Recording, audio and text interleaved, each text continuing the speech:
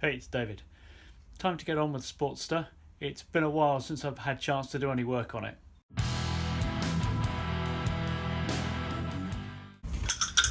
But let's strip this down of all the parts.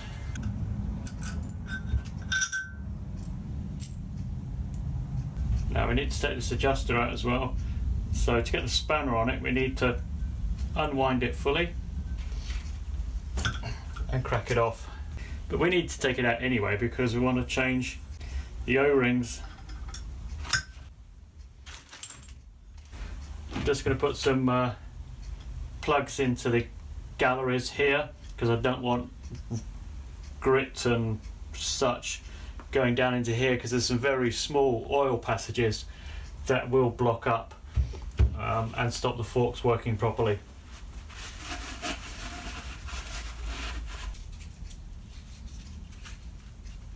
Okay, they're pretty corroded, but you can see they were once painted. We could polish them up, but frankly I think paint's probably the better route to go, although it does look like they were clear coated, but on the other hand this is definitely painted down here, which is sort of odd because it sort of looks like paint here and clear coat here, but I'm not going to bother with that, and it'd be quite a lot of work to polish them up.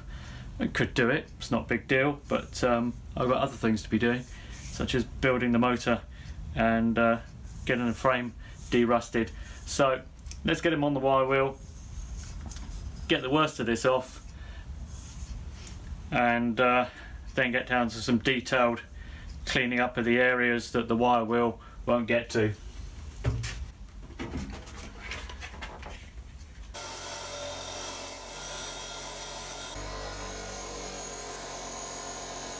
It's a bit cold and wet out at the moment, so there's a limited amount I can do in terms of things like painting, but there's other jobs that need doing, mainly stripping apart. So I think it's time to clear the stuff out of the way that's been built up around it, drag it out, and see if we can strip it down a bit more. I'm going to start with getting the handlebars off because they're big, they get in the way, and they've got to come off anyway. So starting point is the clutch cable. Throttle cables are already disconnected because the carb is off the bike.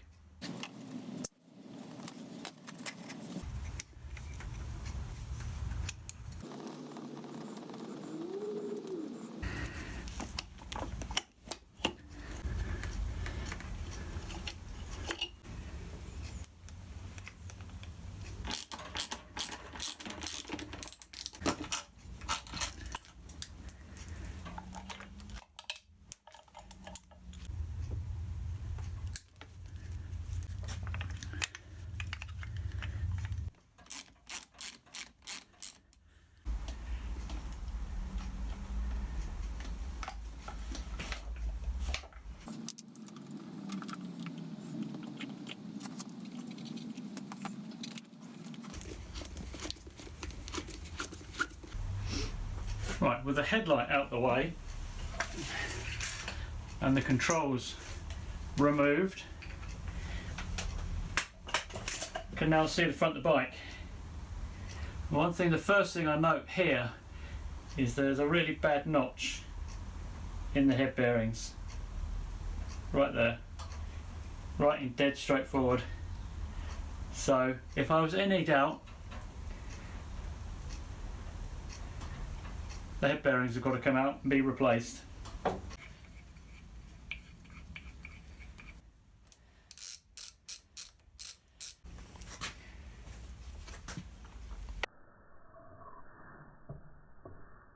Alright, so it's a bolt.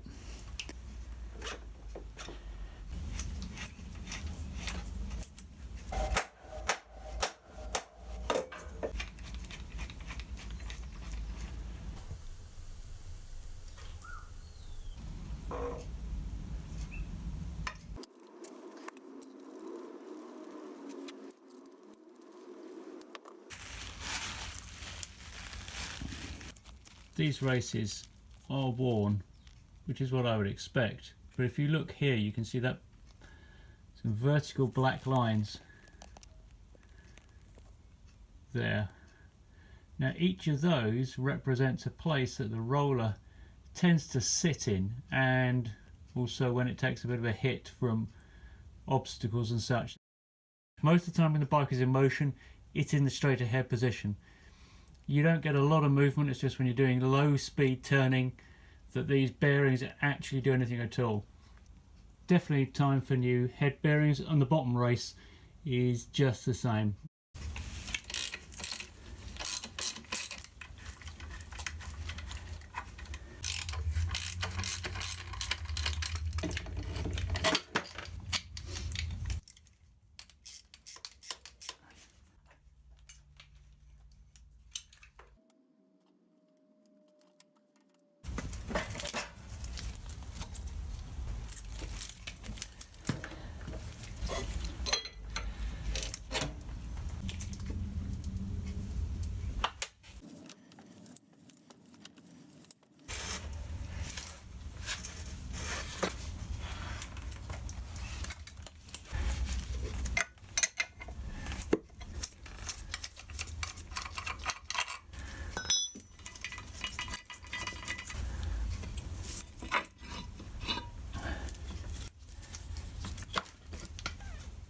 That was a very quick and dirty video.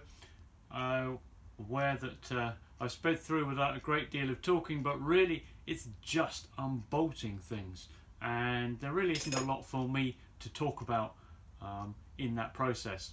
I did come to realise how long it's been since I took parts of the Harley apart, so I did a few things in the wrong order, but it all works. It didn't really matter because it is all coming apart.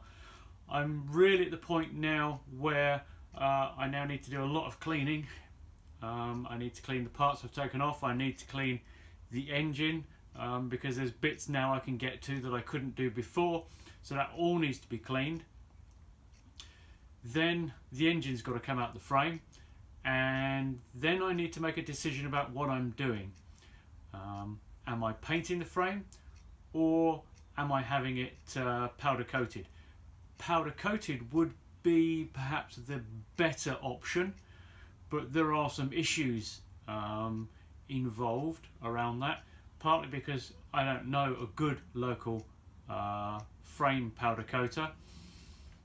There are issues around the fact that I need to block up all the screw holes before doing so, and I can't just walk down to the local hardware shop and pick up bolts, because we're metric. This means I've got to measure all the bolts, I've got to order them online, and that means buying them in bulk, because you can't just go down to Harbour Freight or whatever and buy a single bolt. It's not going to work that way. I've got to buy 10, 20, 30 bolts of each size. So it's a bit of an issue and it's a bit expensive. Won't have that problem so much if I'm painting. I do have the same issue with regards to chasing the threads out with taps, because I probably haven't got enough taps in all the different sizes that I'm going to need. And knowing Harley tend to use some odd tap sizes, so not sure what's going to happen there. But that's a decision I really need to make. I suspect I'm going painting route simply because of the logistics of getting the frame out. I know a frame painter, but they're like an hour's drive away, so I've got to get it a powder coater, I should say. I've got to have access to a car that I can get it out to them. I've then got to have access to the car again to go and collect it. Still probably the better option, but I suspect I'm going to end up painting. If I'm going to do that, then I can leave the electrics in situ in the frame. I don't have to remove them all. I can just move them around as I'm painting in parts of the frame. If I'm powder coating, they've all got to come out again. And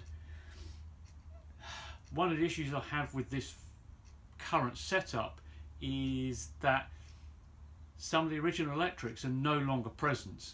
There are things like the map sensor which are not being used, but I can't remove them because I want to put it back to something closer to the original setup, which may or may not use the map sensor, and I don't necessarily know where all the plugs will go. Normally when you take things apart, you put it back together, you plug it all back together, and everything's there and you're fine, because if you've got a spare plug you can hunt around and find the thing it matches with. The problem is I've got plugs on the loom, there is no matching plug because it no longer exists, but it might exist once I put the bike back to electronic ignition. So I'm a bit reluctant to take the wiring loom out if I don't have to. But these are all things I need to think about. These are decisions I need to make over the coming weeks. So thanks very much for watching, and moving forward hopefully there'll be some longer videos on the Harley, but I really needed to make some progress and get stuff done, because I want this bike back on the road as soon as reasonably practical. So again, thanks very much for watching, and I'll catch you guys again soon.